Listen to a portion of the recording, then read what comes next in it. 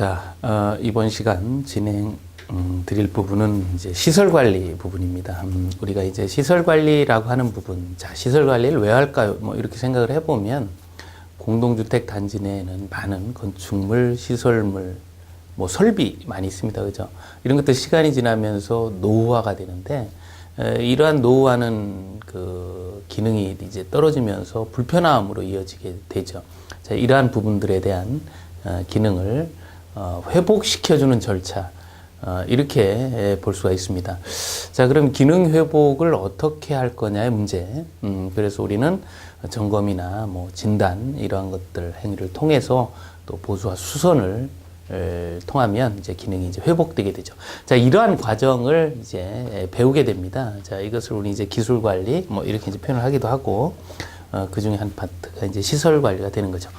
자, 이쪽 보시면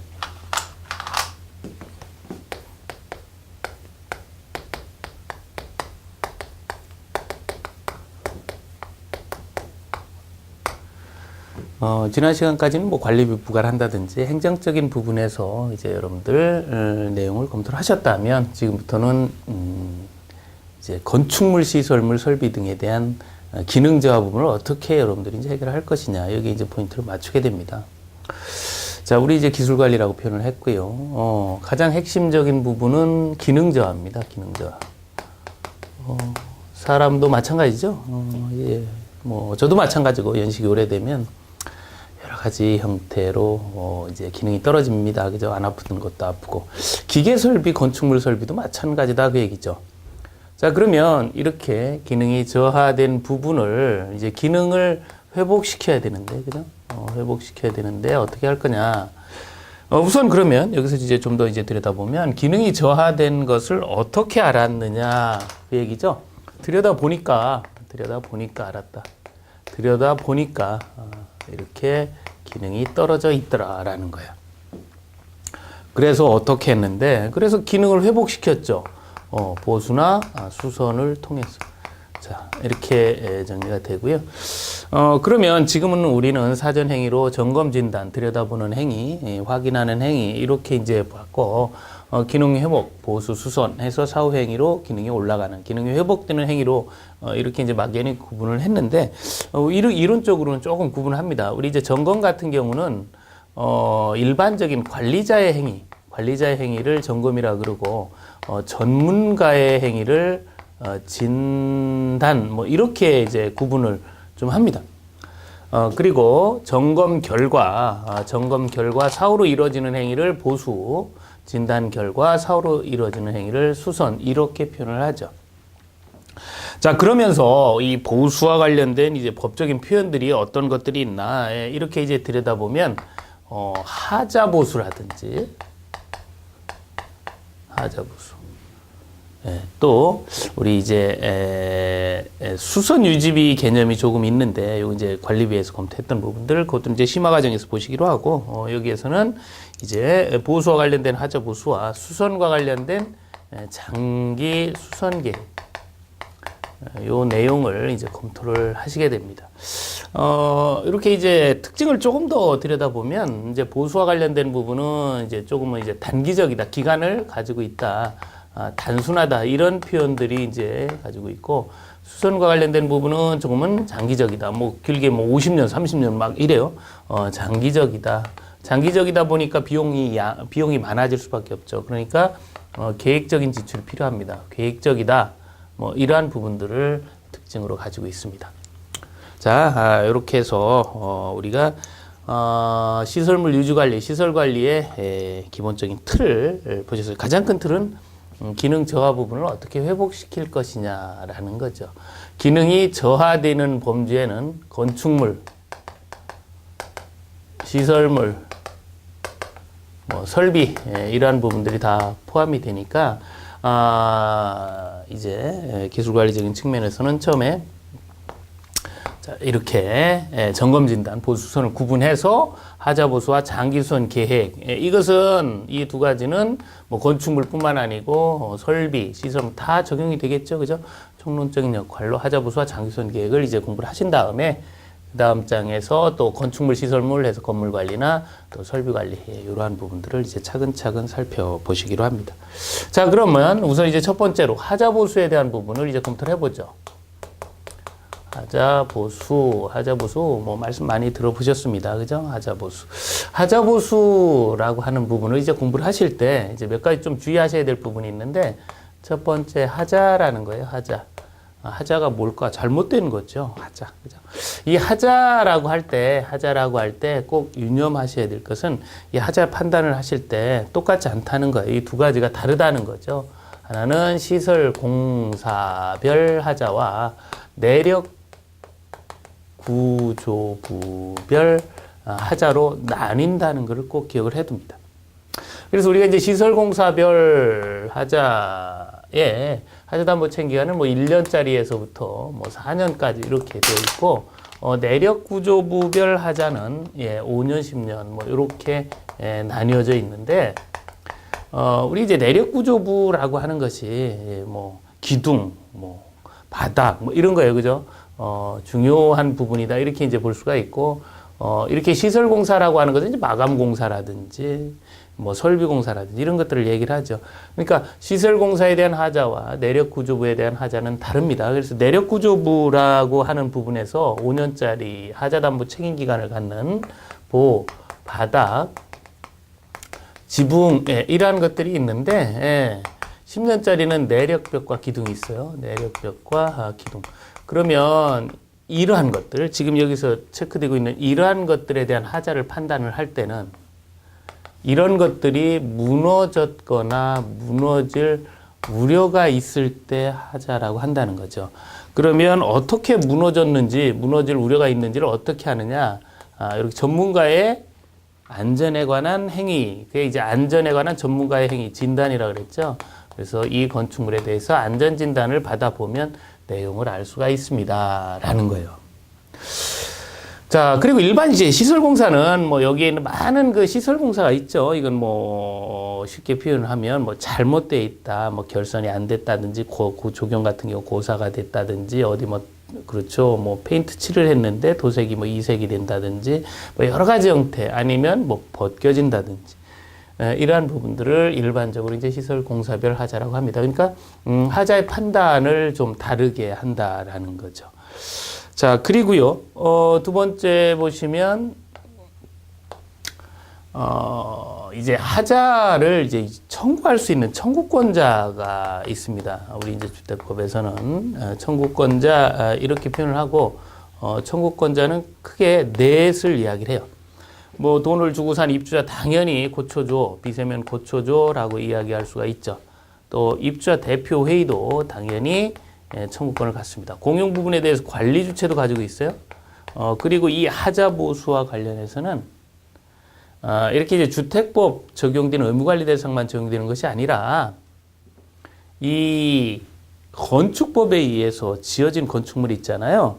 뭐 관계없습니다. 세대수 관계없고 뭐 주상복합 다 관계없어요. 그러니까 건축법에 의해서 일반에 분양을 했다. 이것도 다 하자보수를 해줘야죠. 그죠? 뭐 연립이나 뭐 조그만 뭐 다세대 이런 것도 다 분양하고 나면 이렇게 고쳐줘야 됩니다. 그래서 그 집단 분양받은 자는 그 자들도 입주자라고 하고, 그 집단을 우리는 관리단이라고 하죠. 그래서 이 관리처의 관리단까지 청구권을 가지고 있고요. 이러한 청구권자를 이야기할 때 이제 우리는 입주자 대표회의 등이다라고 이렇게 이제 표현합니다. 그래서 앞으로 이제 하자 관련 조항에서 입주자 대표회의 등 그러면 이 넷을 이야기를 하는구나라는 거, 청구권자이구나라는 걸 알 수가 있습니다. 자, 그러면 이 청구권자가 시설공사 혹은 내력구조부별로 하자다라고 판단이 되면 고쳐달라고 하죠. 이 고쳐줘라고 하는 행위를 이행요구라고 합니다. 그러면 이행 의무자가 이행을 하겠죠. 그죠? 이행 의무자가 이제 크게 세 가지 형태가 있어요. 우선 주택법에 의해서 집을 지업한 사람, 우리는 사업 주체 이렇게 표현합니다. 그죠? 주택법에 의해서 집을 지업한 사람. 또 건축법에 의해서 집을 지업한 사람, 아까 적용이 된다 그랬잖아요. 그죠? 건축주라 그럽니다. 건축주. 예. 그리고 대손했거나 리모델링 했거나 이런 것도 다 해줘야 되거든요. 이걸 우리는 주택법 제42조 2항 제2호 뭐 이렇게 표현을 하는데 신축하거나 증축하거나 증축이죠. 증축하거나 개축하거나 대손하거나 리모델링이라는 행위를 한 행위시공자는 시공하고 났는데 뭐 리모델링 하고 났는데 비가 샌다. 그럼 당연히 고쳐줘야 되죠. 의무자이다라는 거예요. 그래서 이 의무자를 이 셋을 이제 뭐라고 부르냐면 사업 주체라고 불러요. 사업체 등 이렇게 부르지 않고 그냥 사업 주체. 그리고 이제 결론적으로 이야기를 하면 이겁니다. 어떤 뭐 시설공사든 내력 구조부든 뭐 어떤 그에 맞는 하자가 발견이 되면 이 청구권자인 입자대표의 등은 이의 의무자인 사업주체, 사업주체라고 하면 이자를 얘기하는 건 아니에요. 이게 다 포함해서 사업주체라고 하니까 사업주체에게 고쳐달라고 청구할 수 있다는 거죠. 이게 이제 기본적인 하자부서 이제 갑을 관계가 이제 형성이 되는 겁니다. 자, 그러면 고쳐줘라고 하면 이제 의무자는 고쳐줘야 되죠. 그래서 이 이행 의무자의 반응을 또 들여다보면요. 이렇게 이제, 세 가지 형태로 나타납니다. 반응이 다시 또 세 가지 형태로 나타나요. 어떻게 나타나냐면 우선 이제 고쳐줘 그러면 고쳐주는 경우. 그러면 이제 고쳐주고 나서 완료가 되는 경우. 그죠? 이렇게 이제 종료가 되는 경우가 있고. 그리고 이제 하자가 아니다라고 하는 경우가 있어요. 하자가 아니다. 하자가 아니다. 아니 하자라 그래서 분명히 이 공정별로 하자라 그래서 청구권자가 의무자한테 요청을 했는데 의무자는 아니다라고 하는 거예요. 이제 의견이 대립이 있는 거잖아요. 그럼 이제 하자와 관련해서 그럼 어떻게 해야 돼요? 하자와 관련해서 전문가 이야기를 들어봐야 되죠. 전문가 이야기를 뭐라 그랬어요? 우리는 진단이라 그랬잖아요. 그래서 이런 행위를 우리는 하자 진단이라고 하고요. 아니다라고 얘기를 하면 하자 진단을 받아봐야 돼요. 하자 진단. 요때 내력 구조부에 이 무너졌거나 또 무너질 우려가 있을 때 전문가 이야기는 안전과 관련된 전문가 이야기니까 안전 진단이고 지금 여기서 청구권자가 요청을 했는데 의무자가 하자가 아니다라고 하니까 서로 하자에 대해서 생각이 다른 거잖아요. 하나는 하자라 그러고 하나는 아니라 그러니까 다툼이 있으니까 전문가 이야기를 들어본다. 하자와 관련해서 전문가 이야기를 들어본다. 그러니까 하자 진단이라고 표현을 하는 겁니다. 자, 그리고 또 어떤 경우가 있냐면 보수를 안 해요. 15일 이내에 보수하지 않습니다. 하자 보수를 하지 않고요. 계획도 제출하지 않아요. 또 계획대로 이행도 하지 않아요. 이런 경우라면 뭐 하겠다는 건지 말겠다는 건지 말이 없는 거죠. 통상적으로 이제 부도가 나게 되면 부도가 나게 되면 뭐 이런 상황으로 이제 빚어지게 되겠죠. 이러면 이제 고쳐야 되는데, 그죠? 고쳐야 되는데, 뭐 이견이 있는 것도 아니고, 고쳐주지도 않고, 이런 부분이니까 이때는 이제 이렇게 하자보수 보증금을 사용을 해서, 하자보수 보증금을 사용을 해서 보수를 할 수 있도록 하고 있습니다. 자, 그러면 뭐 이렇게 이제 끝난 듯 하지만 이제 여기서 조금 더 들여다보면 하자 진단을 받아서 전문가 이야기를 들었는데요. 한번 여기서 아니다라고 이렇게 이야기를 했잖아요. 그러니까 전문가 이야기, 그것도 믿을 수 없어. 이렇게 또 이야기가 될 수가 있다는 거죠. 그럼 어떻게 해요? 더 전문가 이야기를 들어봐야죠. 더 전문가 이야기. 그래서 그 하자와 관련된 어떤 분쟁이 있다. 그럼 이걸 이제 조정하는 곳이 있어요. 그래서 하자 진단 결과를 다툰다 그러면 하자 심사 분쟁조정위원회에 가서 하자 다툼을 합니다. 그러니까 이게 뭐 아니라고 하고 전문가 이야기를 들었는데도 결론이 안 났다. 그러니까 분쟁을 좀 조정해달라라고 이야기를 하게 돼요. 그러면 이 하자심사 분쟁조정위원회에서는 이제 분쟁 조정을 하게 됩니다. 하는데 이제 중요한 행위가 하나 있는데 지금 하자에 대한 그 진단을 받아서 다툼을 가지고 또 다투는 거잖아요. 그러니까 여기에서는 그 하자와 관련해서 정말 전문가의 입체적인 이야기를 들어봐요. 이거를 우리는 감정이라는 행위를 합니다. 이 감정. 그래서 이 감정이라는 행위를 통해서 이 분쟁 조정 결과를 도출하게 되죠. 그래서 이 결과에 수락을 하게 되면, 그죠? 조정조소와 같은 그 결과에 수락을 하게 되면, 뭐, 거기에 이제 하겠다, 혹은 하자다, 아니다, 이제 결정이 나는 거죠. 근데 이제, 이렇게 하자 심사 분쟁 조정에서 어떤 결정이 나왔는데, 이 결정이 이제 하자다, 이렇게 나왔어요. 근데 이행을 하지 않아요. 그러면 그때도, 뭐, 이행을 하지 않으면, 그때도 하자 보수 보증금을 사용할 수 있다라는 거죠. 자, 이게 하자와 관련된 커다란 틀입니다. 자, 그러면 여기서 이제 실무적으로 좀 더 조금 들여다볼 부분이 뭐냐면, 자, 하자가 뭔지 알았고요. 누가 유의 청구를 해야 되는지, 또 누가 고쳐줘야 되는지, 그리고 고쳐주는 자의 반응이 이렇게 이제 세 가지의 경우에 이제 어떤 방향으로 가야 되는지를 살펴봤습니다. 그죠? 그러면 여기에서 이 하자 보수와 관련해서 시작과 끝, 이걸 좀 알아보자 그 얘기죠. 시작이라고 하는 건 뭐냐면 이제 하자보수를 15일 이내에 하면 되는데 안 하면 이제 하자담보 책임기간이라는 게 있어요. 하자담보 책임기간. 그래서 일정 시설공사든 내력구조부별 등 여기 이제 말씀드렸던 이러한 1, 2, 3, 4, 5, 10년의 하자담보 책임기간을 가지고 있습니다. 그럼 이 하자담보 책임기간을 어떻게 계산하냐면 전유 부분은 인도한 날 기준으로 하고요. 공용 부분은 사용검사일을 기준으로 해요. 이렇게 사용검사일. 이렇게 기준으로 해서 시작이 됩니다. 그래서 뭐 예를 들어서 7공사가 잘못됐다. 그러면 1년이거든요. 그러면 이제 전유 부분의 7공사가 잘못되면 인도한 날로부터 1년, 공용 부분의 7공사가 잘못돼 있으면 사용검사일로부터 1년이 지나면 책임기간이 종료가 돼요. 그러니까 그때 하자보수 보증금을 이제 반환을 하고 그 의무가 이제 면탈이 되는 거죠. 자, 그러면 이제 다 끝났다. 그럼 끝을 낼 때는 어떻게 해야 되냐면 이제 이거를 우리는 종료라고 합니다. 그 종료라고 하고 그 종료 절차를 보면 이것도 마찬가지로 전유 부분은 종료 절차를 보면 전유 부분은 입주자 또는 그의 대리인 서명이 있어야 되고 공용 부분은 입주자 5분의 4 이상의 동의가 있어야 돼요. 이런 절차가 종료 사인이 되면 이제 하자보수는 이제 끝이 나게 됩니다. 그래서 이제 시작과 끝 전체적인 기간, 그죠? 물론 이제 하자담보 책임 기간 뭐 1년, 2년, 3년인데 이건 이제 암기법에 의해서 다 진행을 해드립니다. 뭐 이거 잘 출제되기도 하고 뭐 잘 여러분들이 뭐 맞추기도 하죠. 잘 틀리질 않습니다.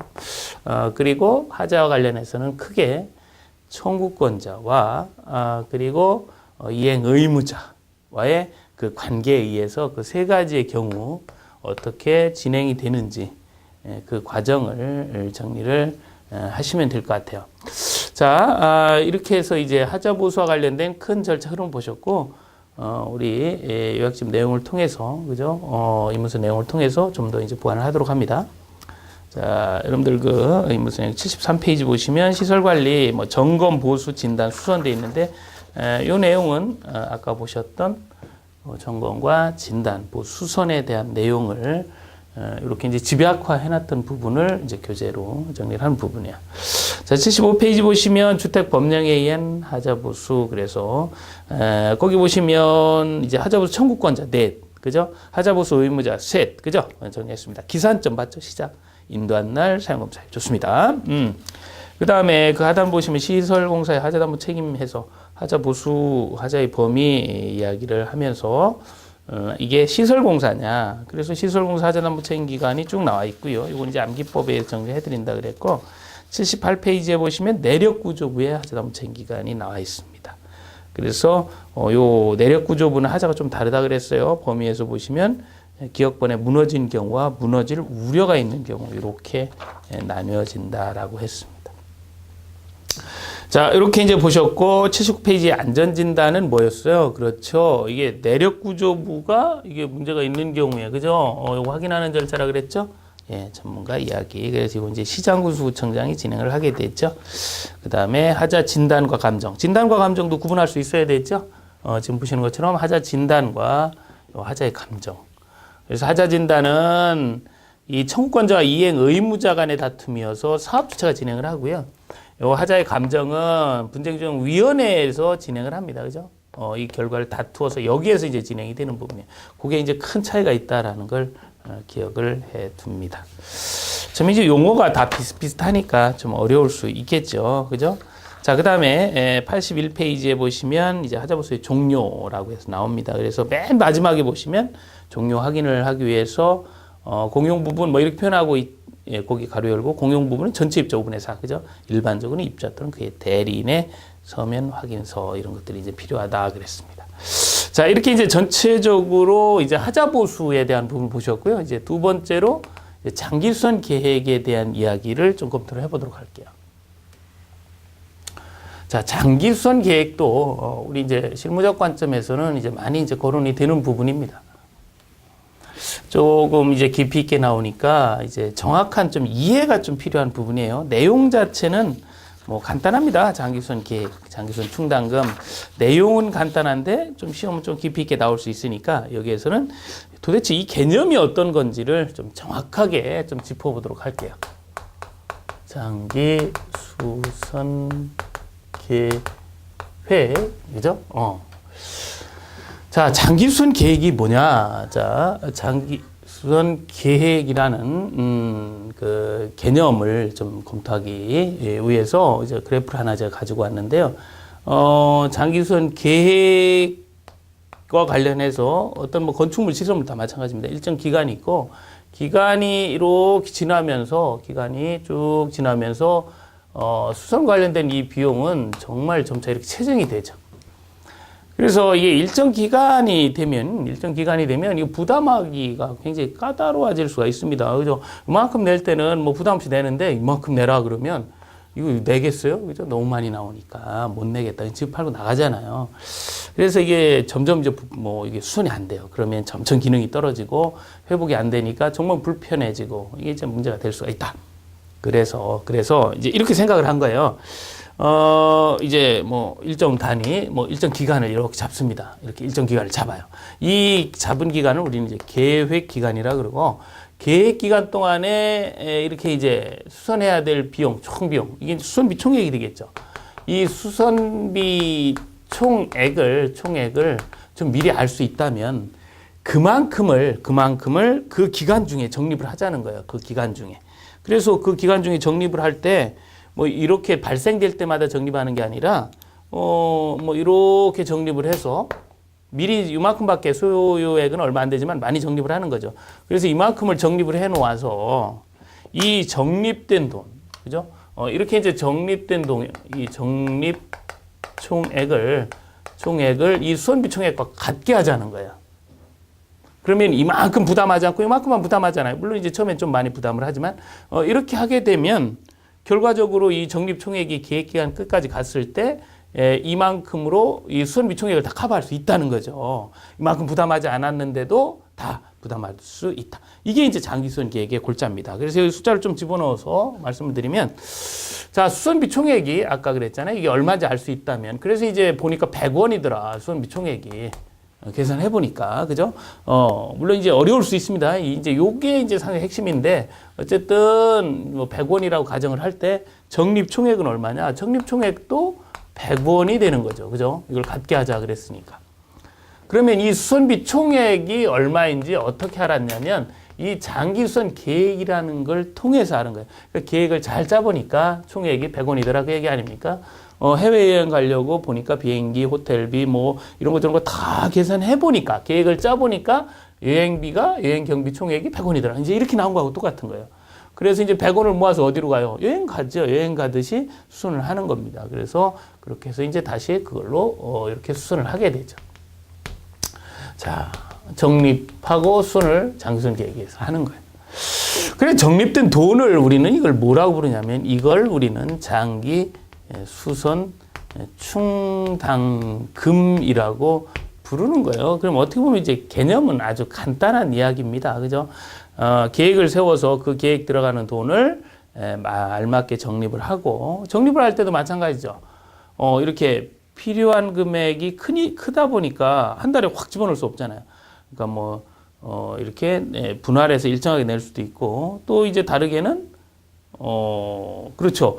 상여금을 탄다든지 하게 되면 좀 더 많이 낼 수도 있고. 그러니까 이 사실 적립을 어떻게 할 거냐의 문제는 이건 그러니까 그 개인 사정에 따라 달라지듯이 공동주택도 적립을 어떻게 할 거냐의 문제는 그 아파트 사정에 따라 좀 달라질 수가 있는데, 자, 그러면 여기서 이제 장기순 계획과 장기순 충당금의 관계를 봤어요.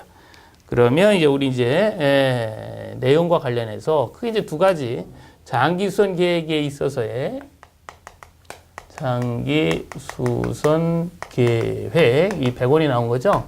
이 장기수선 계획은 누가 만들어야 되느냐, 그리고 이 조정의 개념은 뭐냐, 그리고 이렇게 조정교육이라고 하는 거 있는데, 이건 무슨 개념이냐, 요거부터 보도록 하죠. 우선 이제 이 여행 계획을 누가 짜야 되느냐, 여행을 많이 가본 여행사가 짜는 게 제일 좋죠. 집을 많이 접은 사업 주체가 수립하는 것이 제일 좋습니다. 물론 이제 리모델링 하는 자도 여기에 해당이 되죠. 그래서 요거를 시장군수구청장에게 제출하고, 그 제출한 시장군수구청장은 제대로 돼 있는지 보완 요구를 한 다음에 제대로 됐으면 요걸 관리 주체를 줘요. 요렇게 이제 진행이 됩니다.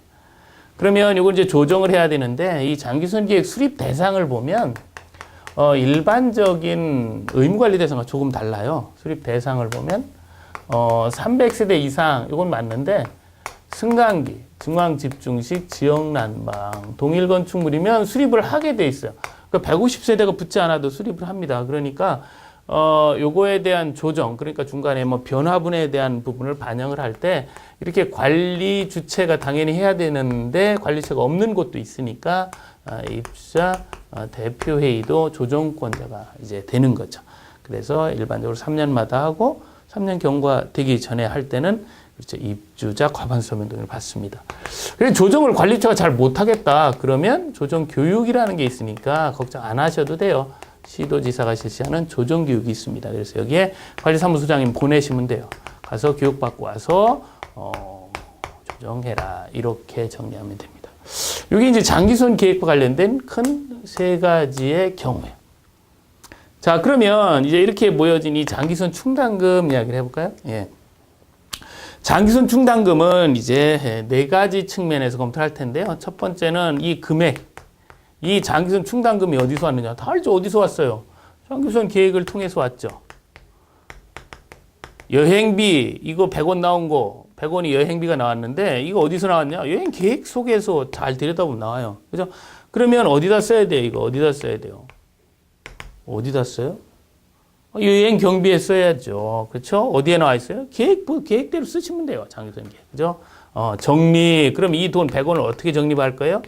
상여금 탄달은 많이 하고, 일반 달은 그냥 얼마 하겠다. 이렇게 이제 개인 사정에 따라 다르죠? 그래요. 개인 사정에 따라 다릅니다. 그래서 이 적립도 그 공동주택에 따라 다르기 때문에 그 공동주택 관리규약에 넣도록 하고 있어요.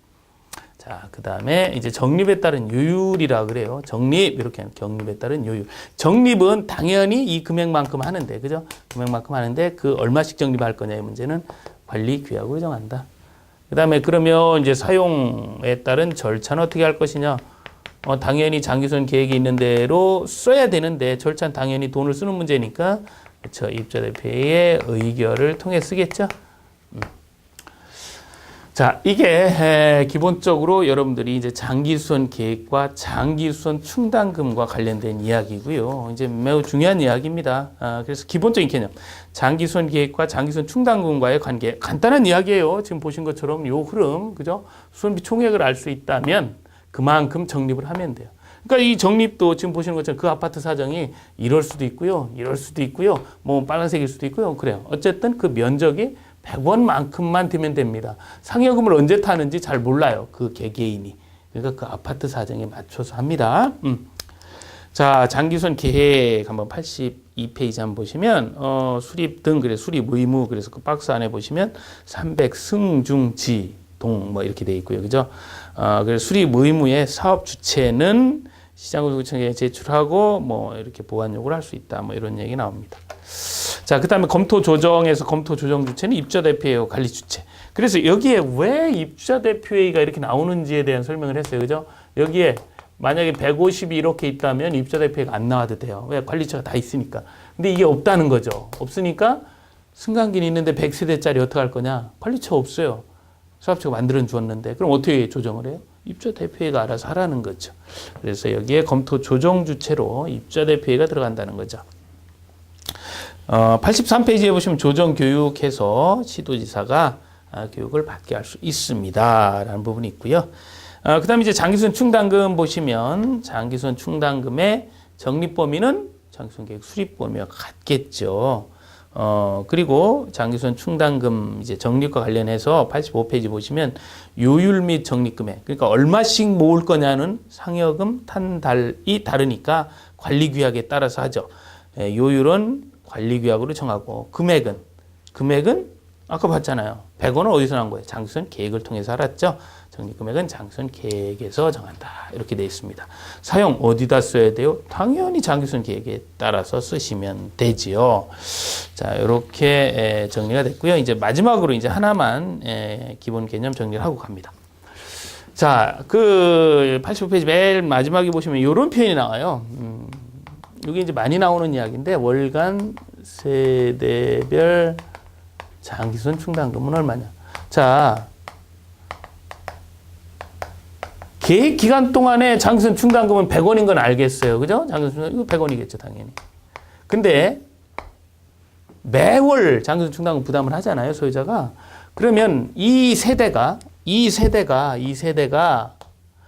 그 달에 부담해야 될 장기순 충당금이 얼마냐 그 얘기예요. 관리비 고지서에 관리비와 구분해서 나오는 그 장기순 충당금이 얼마냐 그걸 계산해 봐라 그 얘기입니다. 그러려면 그 세대의 문제니까, 그죠? 그 세대의 문제니까 그 세대는 전체 공급 면적 중에서 세대 공급 면적이겠죠? 공급 면적에 이렇게 하면 이제 세대별이 되고 월간이란 얘기는 뭐예요? 그렇죠? 월간은 계획 기간으로 나누고 다시 12로 나누면 월간이 되죠. 월간. 그죠? 월간. 장기순 충당금은 아까 뭐라고 그랬습니까? 이 장기순 충당금은 계획 기간 동안의 수선비 총액이죠. 이게 100원은. 그죠? 그래서 계획 기간 동안의 수선비 총액이 됩니다. 수선비 총액. 그래서 거기 이제 6번에 나와 있는 뭐 공식같이 생긴 걸 자세히 들여다보면 요 얘기예요. 지금 요 얘기. 그죠? 다시 한번 정리합니다. 장기수선 충당금은 뭐예요? 장기수선 충당금은 계획기간 동안의 수선비 총액. 그렇죠? 계획기간 동안의 수선비 총액. 거기에 세대별이라고 하니까 세대, 전체에서 세대. 매월 필요하니까 월간 하니까 뭐 10년이다 그러면 10년 곱하기 12, 120개월이겠죠? 이렇게 계획기간을 나눈 겁니다. 그러니까 요 두 가지는 크게 의미가 없는 거죠. 그대로 반영한 거고 장기선 충당금은 계획기간 동안 수선비 총액이다. 요 개념만 잘 정리를 하시면 돼요. 이게 사실 시험에 매번 나오는 아주 중요한 이야기인데요. 여러분들이 요 개념 어렵지 않잖아요. 그죠? 100원은 100원이다. 요 개념만 이해를 하신다면 충분히 수고하실 수가 있어요. 이 내용은 꼭 정리를 하도록 합니다. 자, 이렇게 이제 말씀드렸고요. 다음 시간에는 이제 건물 또 설비 이러한 내용들을 가지고 찾아뵙도록 할게요. 예, 수고하셨습니다.